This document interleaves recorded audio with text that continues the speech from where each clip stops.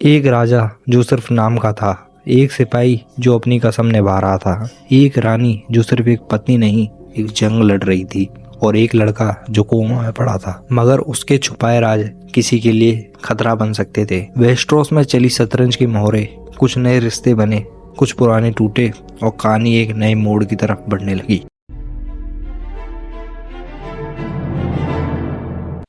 King's Landing के महल में अब स्टार्क और लैनिस्टर के बीच एक ठंडी जंग चल रही थी। नेड स्टार्क अपनी जिम्मेदारियों में व्यस्त था मगर उसकी बेटी आर्या स्टार्क अभी एक नया सफर शुरू कर रही थी। उसका दिल राजकुमारी बनने में नहीं, एक योद्धा बनने में था। सायरियो फ्यूरेल, सॉरी दोस्तों अगर मैं प्रोनाउंसिएशन करने में कोई दिक्कत करूं तो माफ करना। सायरियो फ्यूरेल नाम का एक नया गुरु आया जिसे किंग्स लैंडिंग का सबसे महान स्वॉर्ड्समैन कहा जाता था। सायरियो ने कहा, अगर तुम डर गई तुम मर जाओगी, लेकिन अगर तुम पानी जैसी चली तो तुम जीतोगी। आर्या की आंखों में चमक थी क्योंकि अब वो सिर्फ एक छोटी लड़की नहीं, एक लड़ने वाली थी। जॉन स्नो अब तक सिर्फ सपने देखता था नाइट वॉच की इज्जत के, मगर जब उसने देखा कि ये सिर्फ हथियारों और चोरों का एक झुंड है तो उसका भरोसा टूट गया। उसने ये भी देखा कि यहाँ सिर्फ तलवार चलाना नहीं, ताकत और दिमाग का खेल भी है। एक दिन उसका सामना सैम्विल टार्ली से होता है, एक लड़का जो ना लड़ सकता था ना भाग सकता था। सब उसका मजाक उड़ा रहे थे मगर जॉन स्नो ने डिसाइड किया कि ये लड़का कमजोर नहीं, ये अलग है और मैं इसकी मदद करूंगा। नाइट वॉच सिर्फ एक जंग नहीं थी, एक परिवार भी था। विंटरफेल अब पहले जैसा नहीं रहा था। कैथरीन स्टार्क अब एक माँ से ज्यादा जासूस थी। ब्रेन अब भी बेहोश पड़ा था मगर उसकी माँ ने उसके साथ हुई साजिश का राज ढूंढना शुरू कर दिया था। एक नया सबूत मिला, एक खंजर, एक वेलेरिन स्टील का खंजर जो सिर्फ अमीर लोगों के पास होता है। उसने डिसाइड किया कि वो किंग्स लैंडिंग जाकर नेड को इस साजिश के बारे में बताएगी, मगर रास्ते में उसका सामना होता है टायरिल लैनिस्टर से। क्या ये सिर्फ इत्तेफाक था या फिर लैनिस्टर सच में जिम्मेदार थे ब्रेन की बेहोशी के पीछे? एज़ोस के रेगिस्तान में डेनेरिस सिर्फ एक दुल्हन नहीं रही, अब वो एक रानी थी। पहली बार उसने अपनी ताकत महसूस की।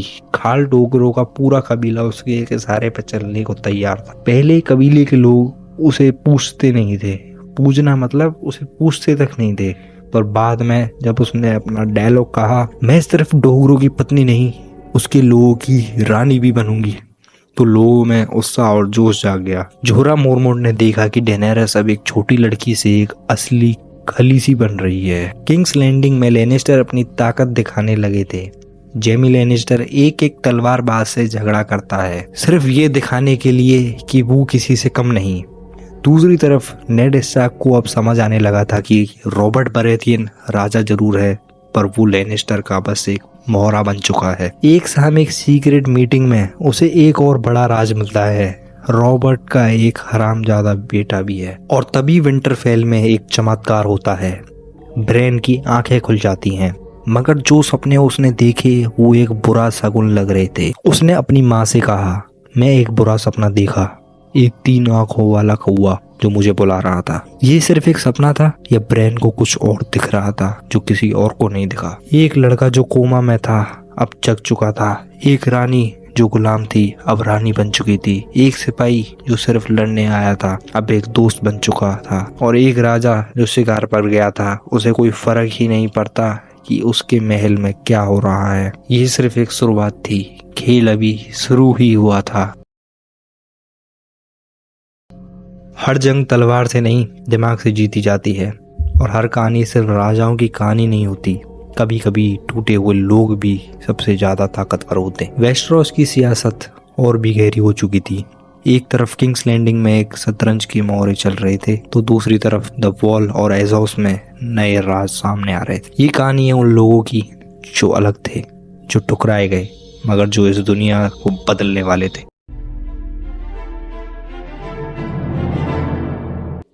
विंटरफेल में ब्रेन स्टार्क अब चल नहीं सकता था, मगर उसके सपने कहीं और जा रहे थे। हर रात उसको सपने में एक 3 आंखों वाला कौवा आता था जो उसे बुलाता था जैसे कोई बड़ी सच्चाई छुपी हो। एक दिन उसने मास्टर लुविन से सवाल किया, क्या कोई जादू होता है? लुविन मुस्कुराए और कहा, जादू सिर्फ कहानियों में होता था, अब नहीं।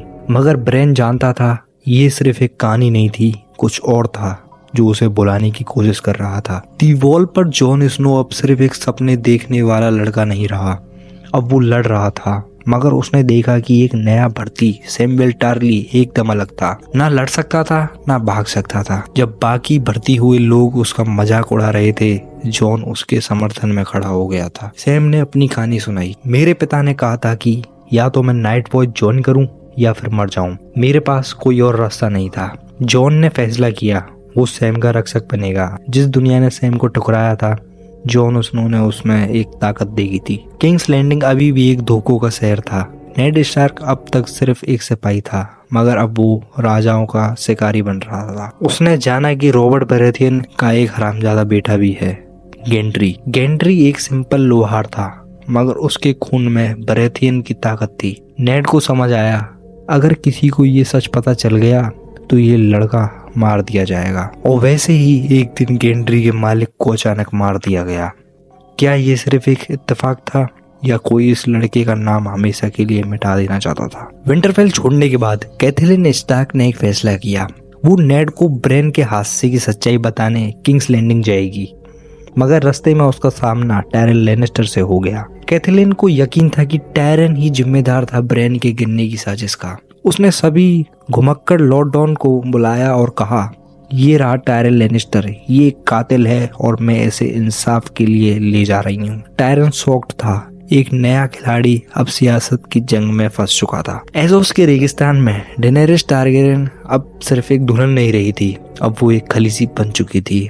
एक दिन उसने देखा कि खाल डोगरों के लोग एक गांव को लूट रहे हैं और वहां की औरतों को बंदी बना रहे हैं। डेनेरिस ने एक नया रूप दिखाया। ये औरतें कोई माल नहीं है, मैं इन्हें अपने साथ ले जाऊंगी। कोई भी खाल डोगरों के फैसलों को चैलेंज नहीं करता था, मगर डेनेरिस ने किया। और तभी एक दासी उसके पास आई जो उसके भविष्य का एक नया राज खोलने वाली थी। तुम्हें पता है खलीसी, तुम एक नई ताकत बन रही हो। वॉल के पार की दुनिया अब तक सिर्फ एक कहानी थी, मगर अब वो सच होने वाली थी। बेंजन स्टार्क वॉल के पार गया था और अब तक लौटा नहीं था। और फिर एक रात एक डेड बॉडी लाई गई, पर जब सुबह हुई वो लाश गायब थी।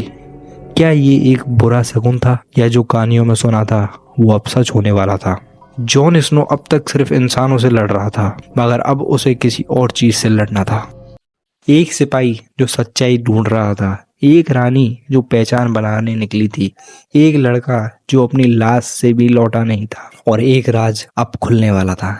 ये सिर्फ एक कहानी नहीं थी, ये एक जंग थी जो छुपके बढ़ती जा रही थी। अगर आपको ये एक्सप्लेनेशन पसंद आया तो लाइक करें, कमेंट करें और चैनल को सब्सक्राइब करें। और विंटर इज कमिंग और नए एपिसोड का इंतजार करें।